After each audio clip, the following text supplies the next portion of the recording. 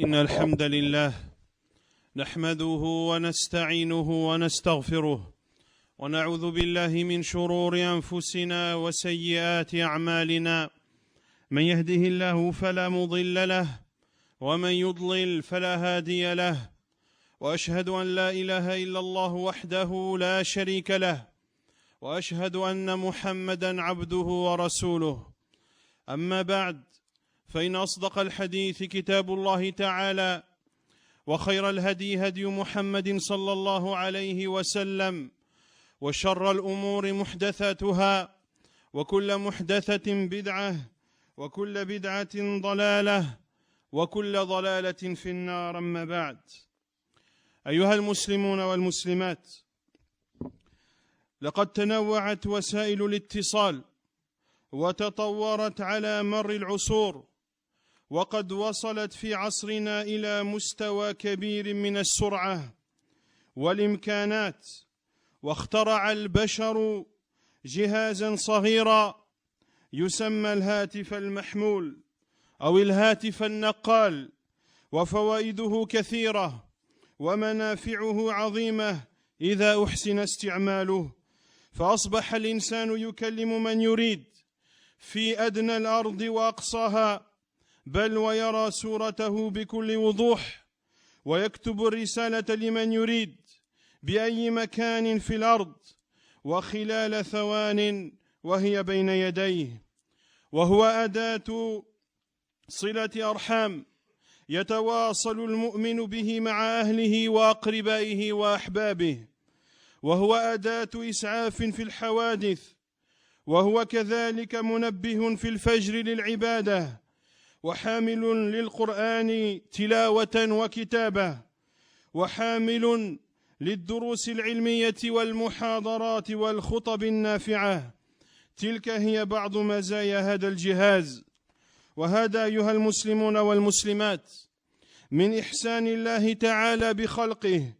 قال الله تعالى: وسخر لكم ما في السماوات وما في الأرض جميعا منه إن في ذلك لآيات لقوم يتفكرون.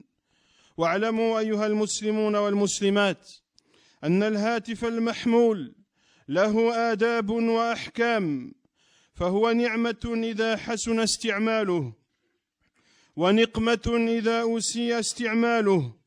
ولشكر هذه النعمة العظيمة التي من الله علينا بها وهدى عقل البشر لصنعه، أن نسخره فيما يرضي الله عز وجل، وفيما يعود علينا بالنفع دينا ودنيا. ولذا يحسن أن ننبه على أمور كثيرة. Sachez, chers musulmans et musulmanes, que les moyens de communication n'ont cessé d'évoluer et de se perfectionner au fur et à mesure du temps, jusqu'à arriver à notre époque à un haut niveau à la fois de rapidité et de possibilité. L'être humain a en effet inventé un appareil qui est petit dans sa taille, mais grand dans ses fonctions. Le téléphone portable, qui apporte de nombreux bénéfices pour celui qui sait l'utiliser à bon escient. Ainsi, l'être humain est aujourd'hui capable de parler avec une personne qui est à l'autre bout de la planète. Il est même possible de voir cet interlocuteur de façon nette. Il est possible d'envoyer un message à l'autre bout du monde qui est reçu quelques secondes plus tard. C'est un moyen qui permet, entre autres, de nouer le lien de parenté. Ainsi, le croyant utilise son téléphone portable notamment pour garder contact avec sa famille, avec ses proches et avec ceux qu'il aime. C'est également un moyen qui permet d'alerter les secours en cas d'accident. C'est également un moyen utilisé comme réveil, notamment pour te lever à la prière de l'aube afin d'adorer ton Seigneur subhanahu wa ta'ala. Ce téléphone portable dans lequel tu peux y installer le Coran, de même que tu peux l'écouter. Un téléphone portable dans lequel tu peux télécharger de nombreux cours islamiques, de nombreuses conférences et prêches bénéfiques. Ceci sont quelques caractéristiques de cet appareil qui est maintenant à la possession de quasiment toute personne, petite soit-elle ou grande, jeune soit-il, jeune soit-elle ou moins âgée. Et ceci, chers musulmans et musulmanes, est un bienfait d'Allah subhanahu wa ta'ala envers ses créatures. Il dit azza wa jal, et c'est lui qui a mis à votre disposition ce qu'il y a dans les cieux et dans la terre. Tout ce qu'il vous a mis à disposition provient de lui, subhanahu wa ta'ala. Il y a dans cela des signes pour des peuples qui réfléchissent. Sachez, chers musulmans et musulmanes, que notre religion musulmane nous enseigne les comportements et l'éthique que l'on se doit d'adopter.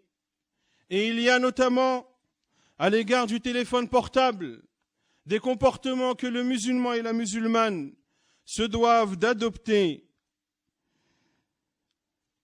Ce téléphone portable, comme je l'ai dit, est un bienfait d'Allah pour celui qui sait correctement l'utiliser. De même que cela peut être un mal pour toi lorsque tu ne l'utilises pas comme il se doit. Et comme tout bienfait d'Allah Azza wa Jal, il se doit d'être suivi de reconnaissance envers Allah subhanahu wa ta'ala, d'être reconnaissant envers Allah subhanahu wa ta'ala, de nous avoir fait faveur d'appareils comme celui-ci. Et parmi les formes de reconnaissance envers Allah subhanahu wa ta'ala, il y a le fait d'utiliser ce téléphone portable dans ce qui agrée Allah subhanahu wa ta'ala et dans ce qui nous est profitable dans cette vie d'ici-bas et dans l'au-delà, et dans ce qui nous est profitable dans notre religion et dans notre vie mondaine. Ainsi, il y a un certain nombre de points qu'il faut soulever au sujet de ce téléphone portable. أولاً على المتصل البدء بتحية الإسلام، وتحية الإسلام السلام عليكم، فهي شعار المسلمين وتحيتهم، وهي من أسباب المحبة بين المؤمنين. قال النبي صلى الله عليه وسلم: ألا أدلكم على شيء إذا فعلتموه تحاببتم، أفشوا السلام بينكم، رواه مسلم. وكذلك ختام تلك المكالمة ينبغي أن يكون بالسلام أيضا، فكما بدأت بالسلام فتنتهي بالسلام. وثانيا الاقتصار والاختصار في المكالمة، فعلى المتصل أن لا يضيع ماله وأن لا يضيع وقته، وأن يقتصد في كلامه، وأن يتجنب التطويل في المقدمات والسؤال عن الحال، فخير الكلام ما قل ودل.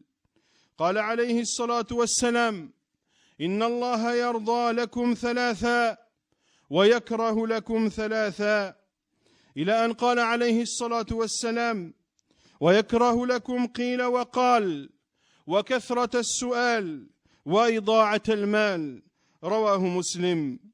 ومن آداب المهاتفة عدم رفع الصوت، وفي هذا أدب رفيع خصوصا مع الوالدين ومن كان في قدرهما، فإن هذا أدعى للاحترام.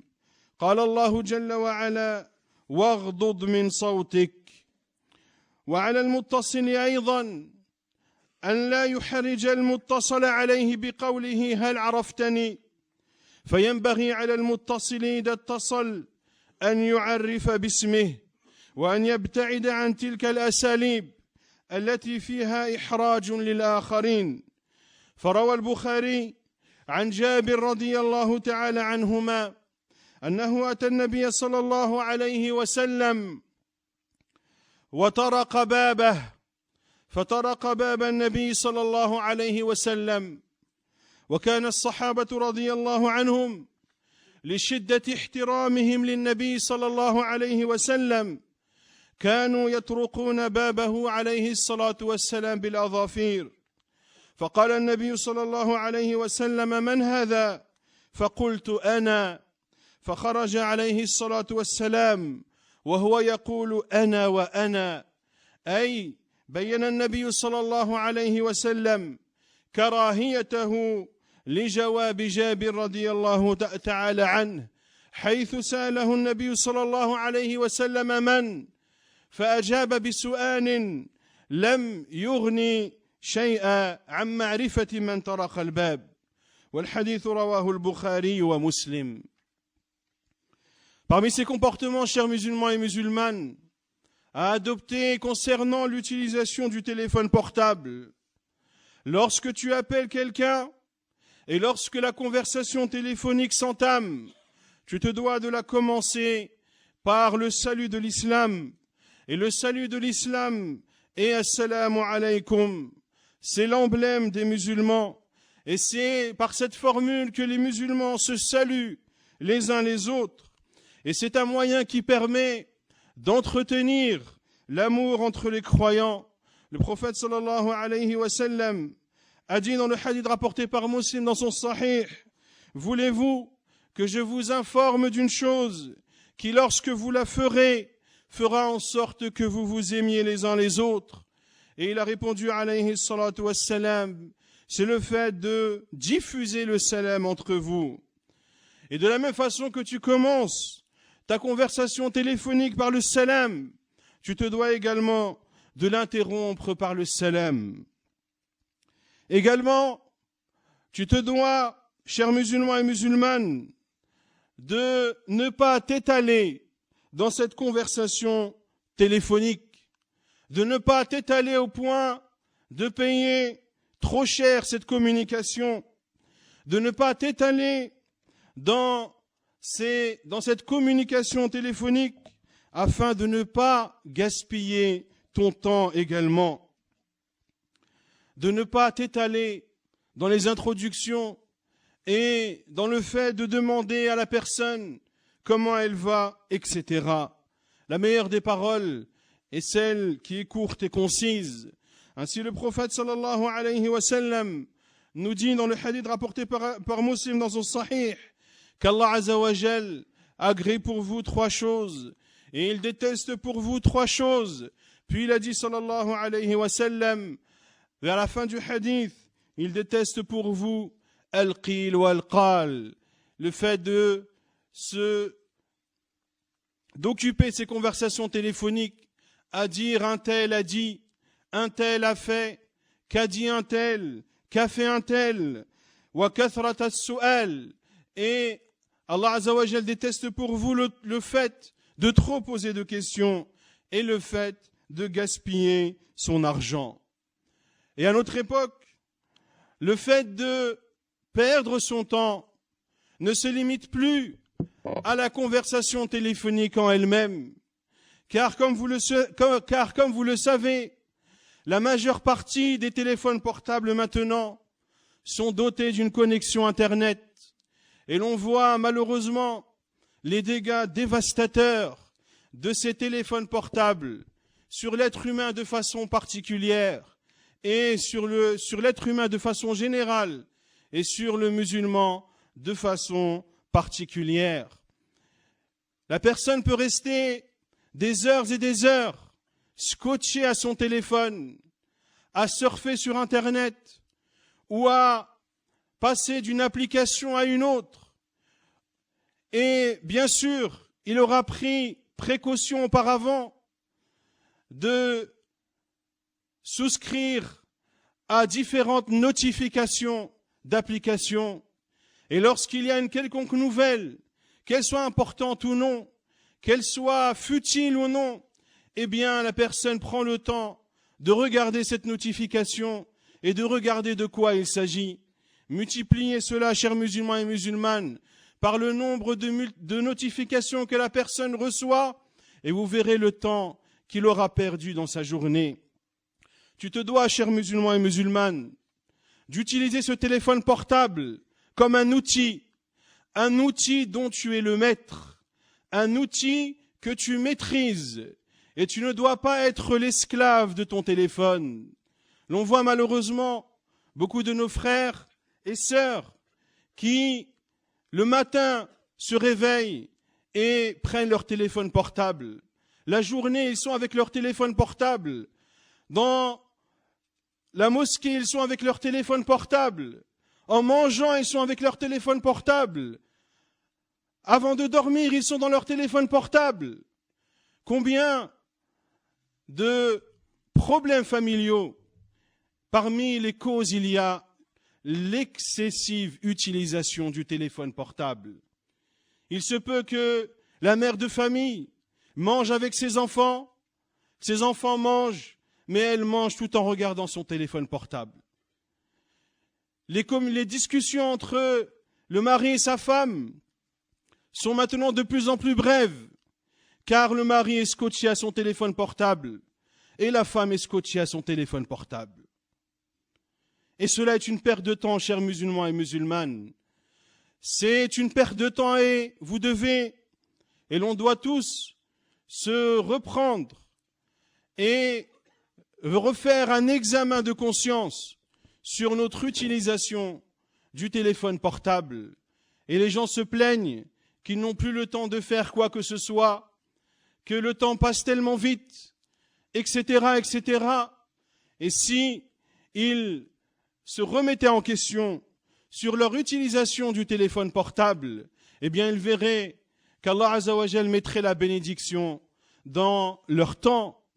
Et ceci, chers musulmans et musulmanes, est à la fois une perte de temps et à la fois une mauvaise éducation que tu enseignes à tes enfants.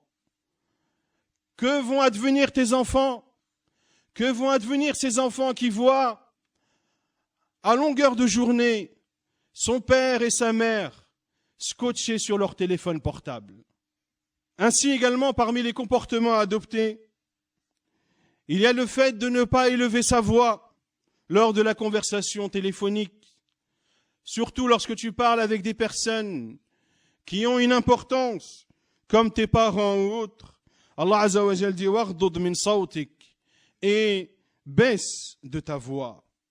Également parmi les comportements adoptés, lorsque tu appelles une personne, c'est de te présenter et de ne pas jouer à ce jeu. Sais-tu qui je suis? Sais-tu qui t'appelle? Car ceci met mal à l'aise la personne avec laquelle tu engages une conversation téléphonique. Jabir radiyallahu anhu, comme le rapporte l'imam al-Bukhari rahimahullah dans ce sahih, est parti voir le prophète sallallahu alayhi wa sallam et il a frappé à la porte de la maison du prophète sallallahu alayhi wa sallam. Et les compagnons radiyallahu anhum, de par l'immense respect qu'ils avaient à l'égard du prophète alayhi salatu wa sallam, ils frappaient à sa porte à l'aide de leurs ongles radiyallahu anhum. Le prophète sallallahu alayhi wa sallam a dit: qui est-ce? Jabir radiyallahu anhu a répondu: c'est moi. Le prophète sallallahu alayhi wa sallam est sorti et a dit: c'est moi, c'est moi. Les savants ont dit que le prophète alayhi salatu wa sallam a répondu et a dit: c'est moi, pour montrer son mécontentement et pour montrer que la réponse de Jabir radiyallahu anhu n'était pas appropriée, car le prophète sallallahu alayhi wa sallam lui a demandé qui est-ce. Ainsi la réponse devait être claire, à savoir de décliner clairement son identité.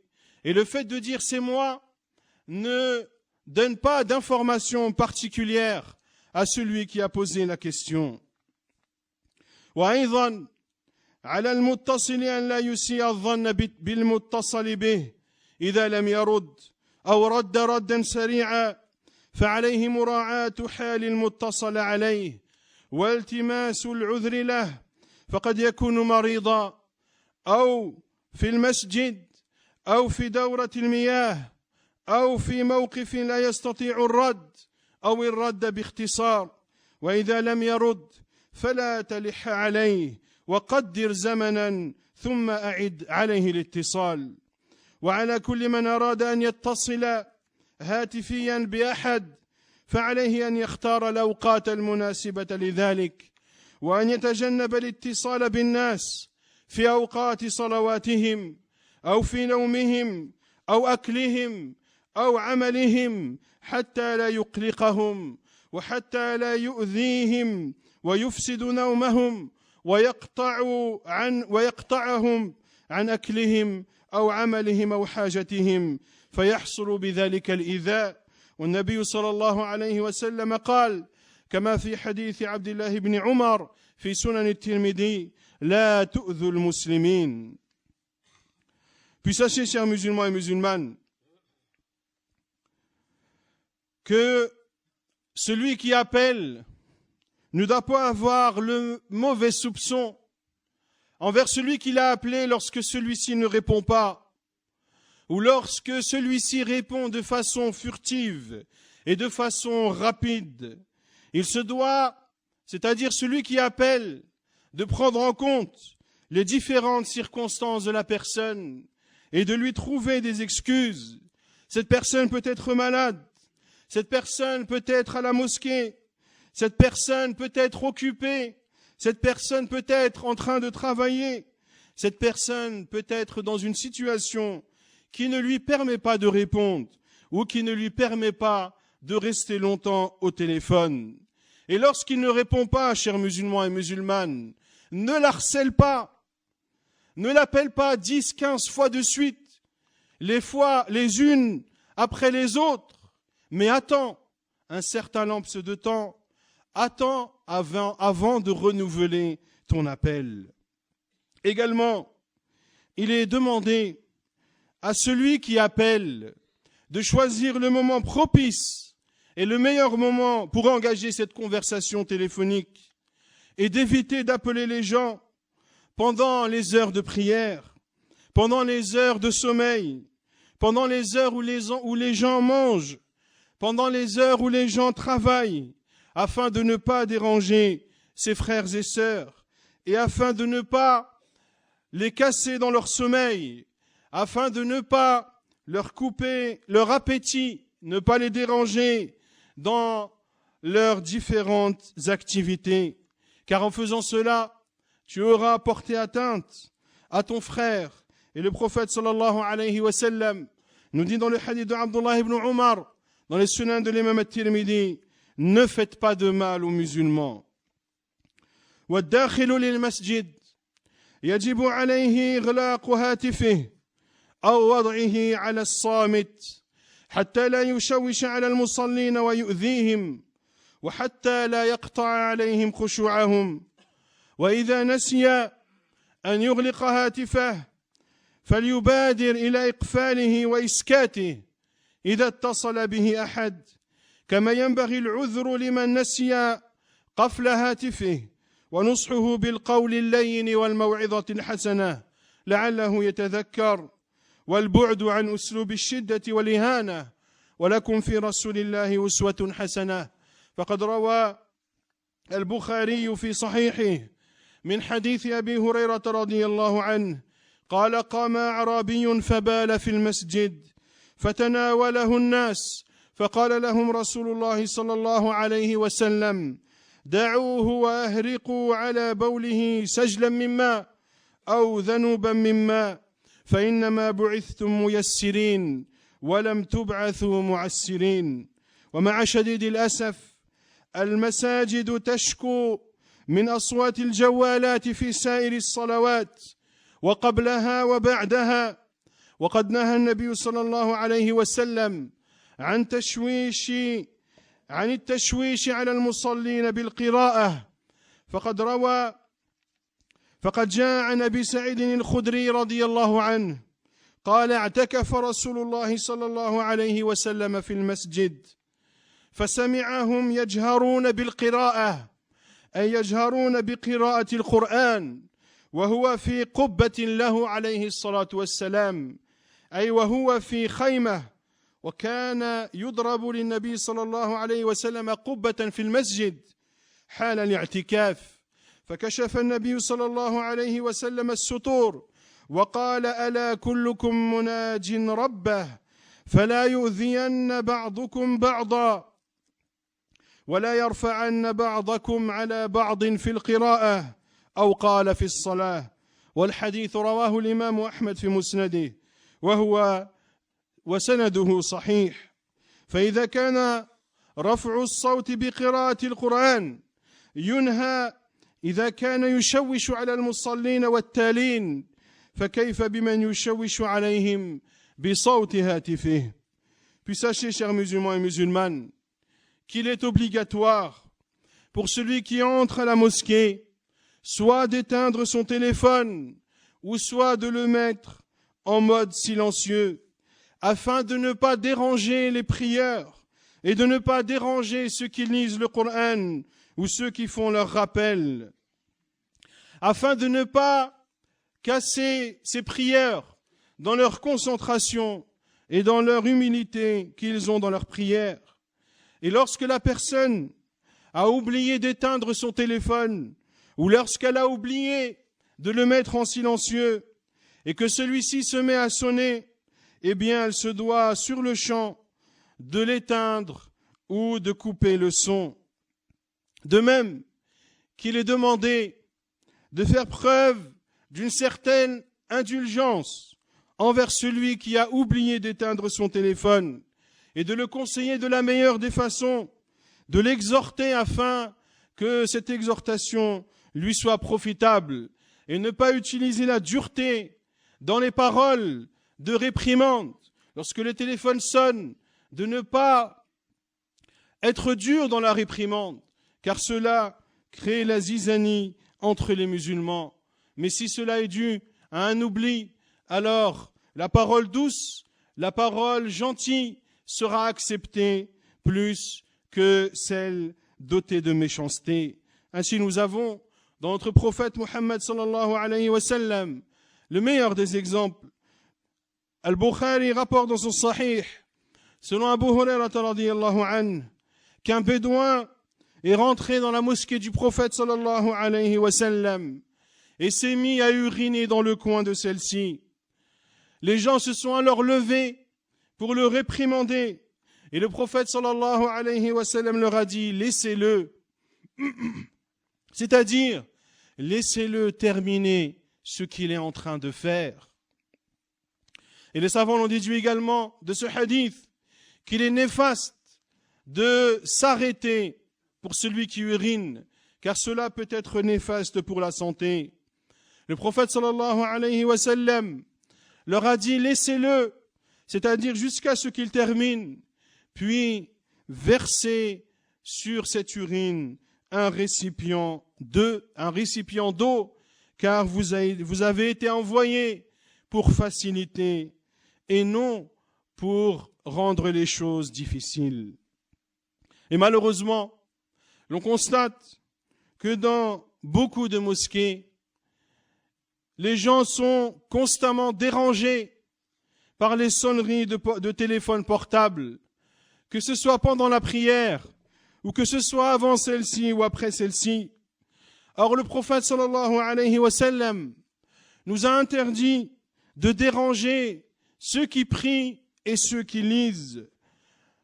L'imam Ahmed rapporte dans son Musnad, selon Abu Sa'id al-Khudri radiyallahu anhu, que le prophète sallallahu alayhi wa sallam faisait un i'tikaf dans sa mosquée. Il faisait la retraite spirituelle.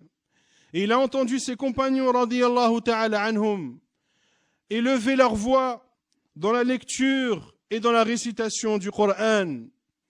Et le prophète sallallahu alayhi wa sallam avait une tente qui lui avait été montée dans sa mosquée. Et il a soulevé le voile et a dit: vous êtes tous en train de converser avec votre Seigneur, que l'un ne porte pas préjudice à l'autre et que l'un d'entre vous n'élève pas sa voix vis-à-vis de l'autre dans sa lecture du Coran. Regardez, chers musulmans et musulmanes, le prophète sallallahu alayhi wa sallam interdit aux croyants d'élever leur voix dans la lecture de la parole d'Allah subhanahu wa ta'ala, de peur de ne pas déranger son frère qui est en train de prier, ou son frère qui est en train lui aussi de lire le Coran. Que dire de déranger le musulman qui prie ou qui lit le Coran par une sonnerie de téléphone portable? Et que dire, chers musulmans et musulmanes, lorsque cette sonnerie de portable est une sonnerie musicale? Wal-iyadhu billah. Aqulu qawli hada wa astaghfirullah.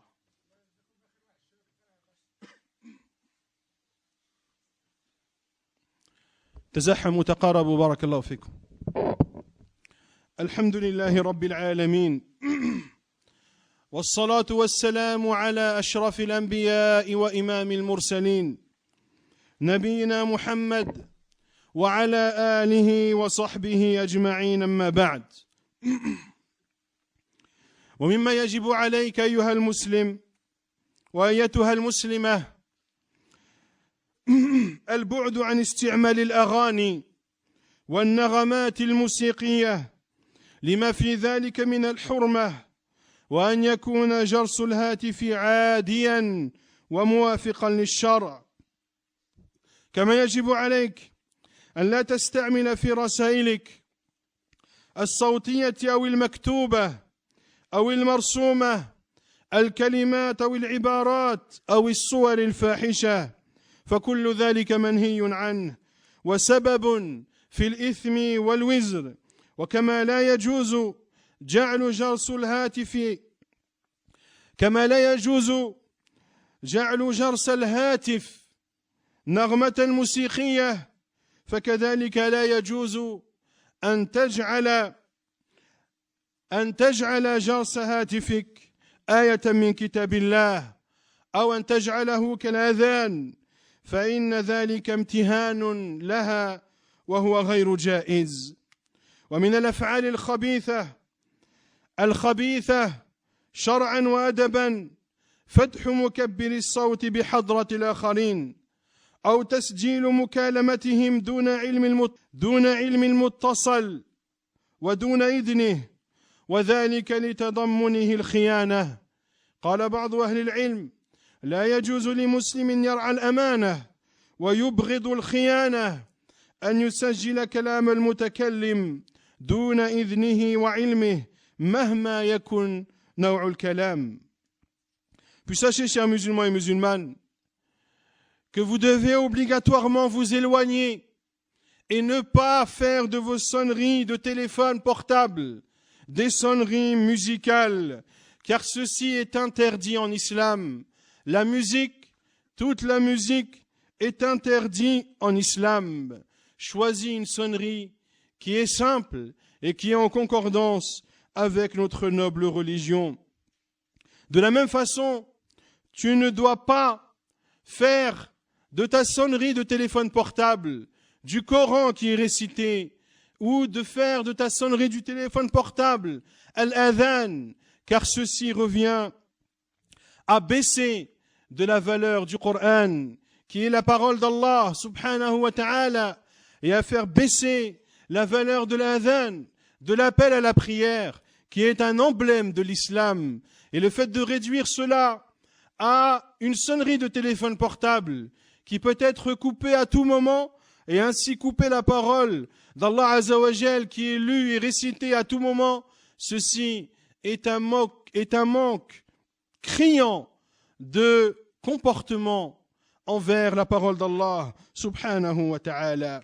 De même que lorsque tu laisses un message vocal ou lorsque tu envoies un message, eh bien fais en sorte d'utiliser des paroles qui sont acceptées islamiquement. N'utilise pas des paroles obscènes, n'utilise pas de paroles déplacées, mais sois un musulman qui, comme l'a dit le prophète sallallahu alayhi wa sallam, n'est pas insolent et n'est pas impudique lorsqu'il parle. Également, parmi les comportements qui sont interdits lors de la communication téléphonique, c'est le fait de mettre cette conversation téléphonique en haut-parleur afin de faire écouter les personnes qui sont à tes côtés, ou bien d'enregistrer cette conversation téléphonique sans avoir l'autorisation, sans que celui que tu appelles soit au courant de ce que tu fais et sans que tu n'aies pris la peine de lui avoir demandé son autorisation. Ceci est considéré comme une forme de traîtrise. Certains savants ont dit, il est interdit aux musulmans qui donnent au dépôt son importance et qui détestent la traîtrise d'enregistrer la parole d'une personne qui s'exprime et sans l'en informer et sans lui en avoir demandé l'autorisation. Et ceci, quelle que soit la parole. وأيضا مما لا يجوز التجسس على هواتف الآخرين وفحصها والاطلاع على رسائلهم دون رضاهم فإنه خيانة لهم وهتك لأستارهم وقد قال النبي صلى الله عليه وسلم ولا تحسسوا ولا تجسسوا رواه البخاري ومسلم. التحسس هو الاستماع لحديث القوم والتجسس هو البحث عن العورات ويستثنى من ذلك من ضمن ما يستثنى من ذلك التفتش في جوال أبنائك وبناتك. فقد سئل العلامة صالح بن فوزان الفوزان حفظه الله تعالى هل يجوز لي كوالد أن أفتش في جوالي وفي حاسوب أبنائي خشية أن يكون فيها شيء؟ فأجاب حفظه الله تعالى نعم هذا واجب عليك تفقدها وتنظر فيها كما ذكرت لكم لا يشترى لهم جوالات فيها أكثر من الاستخدام للمكالمة فيجيء فيها أي في هاتف الأبناء عروض وبلايا وأشياء محرمة لا تشتري الجهاز لهم. ثم قال والوالد مأمور بأن يربي أولاده وأن يشرف عليهم وأن يتعاهدهم هذا واجب عليه وليس من التجسس بل هذا من القيام بالواجب الذي أوجبه الله عليه. Puis également, parmi les choses interdites, c'est le fait d'espionner et de fouiner dans le téléphone portable d'autrui, de regarder ses messages sans que cette personne n'en donne son consentement, car ceci est également une forme de traîtrise. Et le prophète sallallahu alayhi wa sallam a dit La tahassasu wa la tajassasu. At-tahassus, c'est le fait d'écouter les conversations des personnes. Et at-tajassus, c'est le fait de rechercher les choses de la personne, de l'espionner, de vouloir connaître ses secrets et de vouloir connaître les choses qui lui sont intimement liées. Ainsi, il est interdit d'espionner et de fouiner dans le téléphone d'autrui sans son accord et sans son consentement. Et il y a des exceptions à cela, et parmi ces exceptions, le fait de vérifier et de chercher dans le téléphone de tes enfants. Cheikh al-Fawzan, hafidhahullah ta'ala, a été questionné au sujet d'un parent qui regarde les téléphones portables et les ordinateurs de ses enfants, car il craint que ceux-ci comportent des choses mauvaises. Il a répondu, hafidhahullah ta'ala, oui, cela est une obligation pour toi de regarder dans les téléphones portables de tes enfants et dans leurs ordinateurs également. Et le cheikh avait conseillé auparavant de ne pas acheter des téléphones portables aux enfants. De ne pas acheter de téléphones portables aux enfants. Et si tu n'as d'autre choix que de leur acheter un téléphone, alors achète-leur un téléphone qui leur permet uniquement de passer des appels. Car ceci est également un désastre, chers musulmans et musulmanes. Lorsque l'on voit des adolescents qui ont 10, 11 ans, 12 ans, qui sont déjà dotés de téléphones portables, connectés à Internet. Et tu vois ces enfants qui surfent sur Internet et qui regardent tout contenu, différents contenus de vidéos, al-iyadhu billah, qui peuvent et très souvent comporter et contenir des choses interdites.